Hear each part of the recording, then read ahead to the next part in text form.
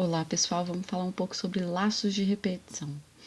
Vamos começar com essa cena aqui do Bart Simpson escrevendo "Eu não devo escrever nas paredes". E ele escreve várias vezes, é claro que é uma piada, porém vamos supor que o problema do computador fosse exatamente esse, de escrever várias vezes uma certa mensagem na tela. Como que nós faríamos isso? Então vamos lá. Vamos abrir aqui um novo. A gente já tem aqui um Olá Mundo. Vamos mudar aqui para a frase do Bart. Não devo escrever nas paredes. Se a gente rodar isso, bom, vai escrever uma única vez. Eu não quero escrever uma única vez, eu quero escrever várias vezes. Eu já vou acrescentar aqui um _N, porque eu quero que salte linha a cada vez que for escrito. Então, eu posso fazer isso. Opa, aqui não ficou muito legal, vamos organizar aqui. Dessa forma aqui, vamos ver como é que nosso programa vai se comportar. Escreveu várias vezes? Vamos observar. Sim, escreveu aqui 4 vezes, porque eu pedi para que o meu algoritmo escreva, não deve escrever nas paredes, e repetir esse processo 4 vezes.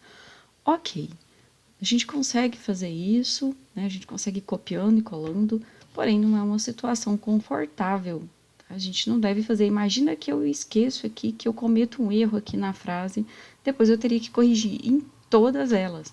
Então, a gente não faz dessa forma. Como que eu vou fazer, então? Eu vou utilizar laços de repetição. Então, vamos excluir aqui essa parte que a gente colocou, a gente não precisa disso. E vamos adicionar laços de repetição para forçar a repetição desse comando várias vezes. O laço que a gente utiliza nesse caso é principalmente o laço para, porque o laço para é um laço que envolve a contagem. Quantas vezes eu vou fazer um determinado processo? O laço para, ele é constituído de uma inicialização, uma condição de parada e também do passo, ou incremento. Vou declarar aqui uma variável inteira, que vai ser a minha variável de controle do laço de repetição, porque eu sempre preciso de uma variável de controle no meu laço para. A gente não precisa de ponto e vírgula aqui no Portugal Studio.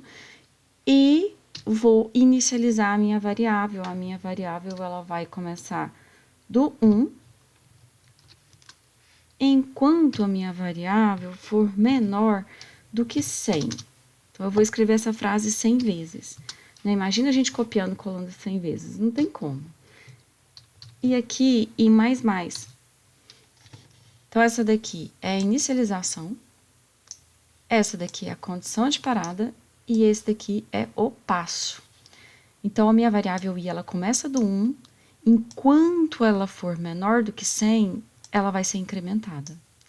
E aí, aqui a gente costuma colocar uma chave para dizer que esse é o bloco de comandos que vai ser repetido essas 100 vezes aqui que eu pedi para repetir. A gente abre a chave para dizer que é o início dele, a gente fecha a chave para dizer que é o fim dele. Detalhe que a gente fecha a chave abaixo da letra P, para indicar que esse é o final, para tornar a visualização melhor e o entendimento melhor. Beleza, então aqui o meu algoritmo, ele vai repetir do i valendo 1, enquanto o meu i for menor do que 100, sendo que o i vai incrementar de 1 em 1. Então, como é que vai funcionar isso? Ele primeiro começa do i recebendo 1.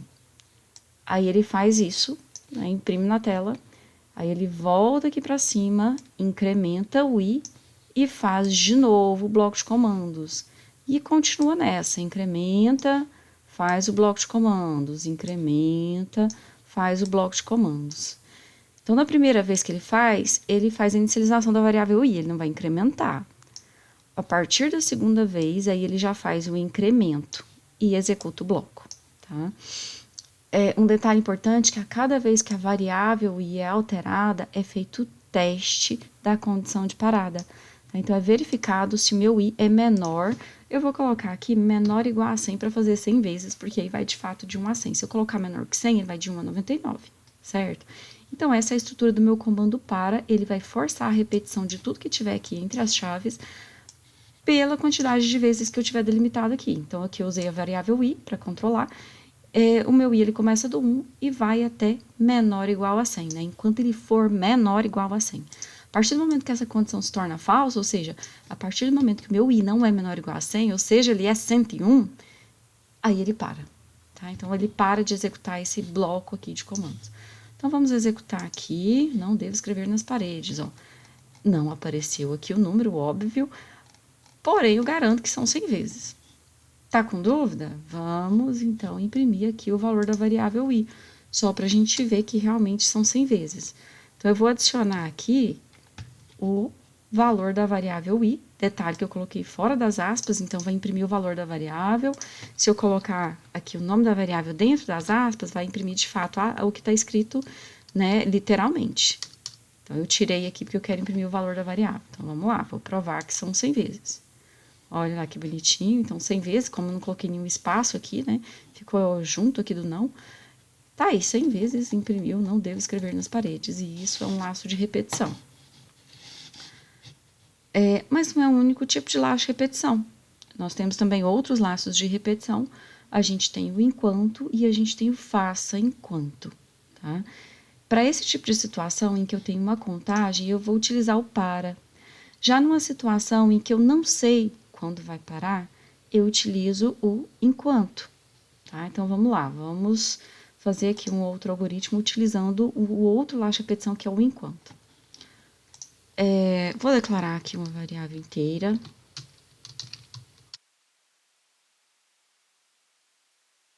A variável num.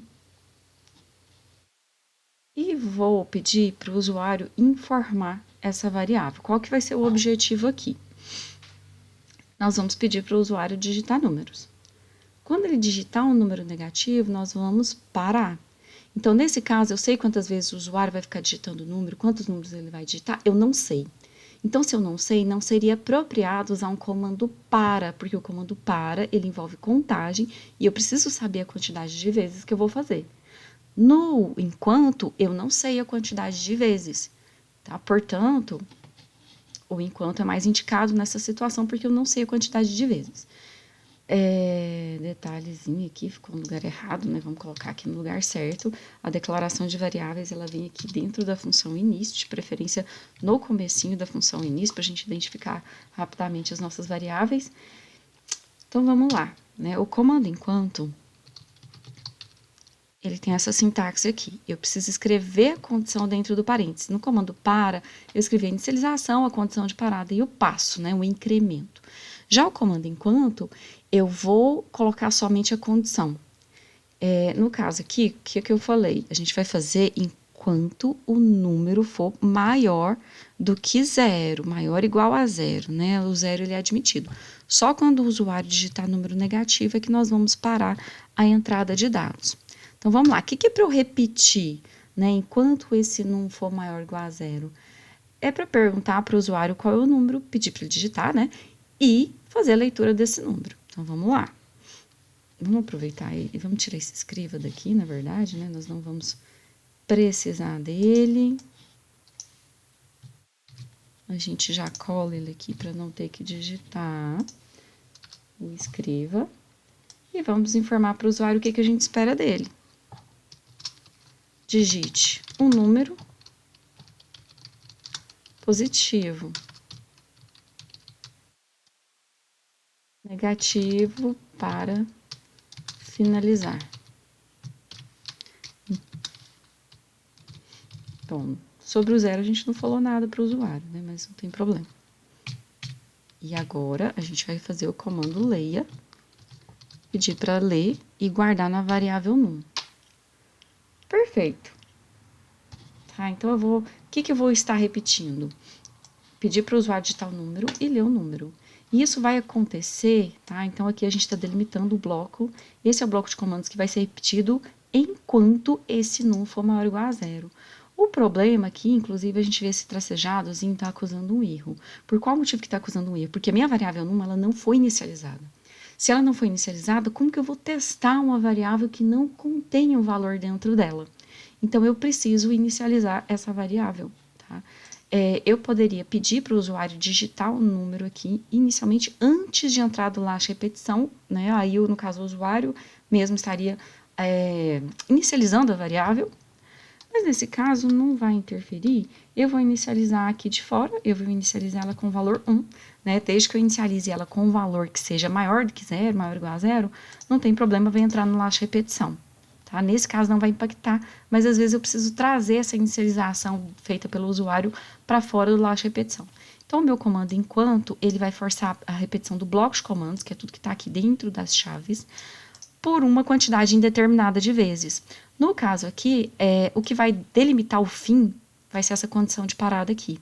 Enquanto meu num for maior ou igual a zero. A partir do momento que essa condição se torna falsa, para-se de repetir esse bloco de comandos, ele não vai ser mais executado. Então, vamos lá, vamos executar e ver como que ficou. Digite um número positivo e negativo para finalizar. Vou digitar 1, beleza, 2, 3, 4, qualquer número, né? Tanto faz, ele vai continuar me perguntando, ó.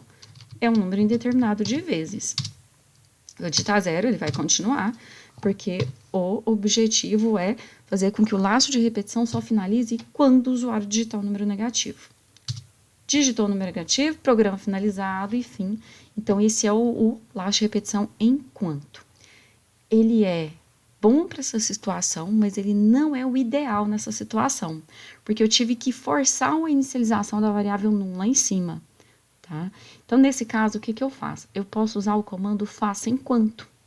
O comando faça enquanto, ele é parecido, tá? Vamos copiar isso aqui tudo. E vamos criar um outro.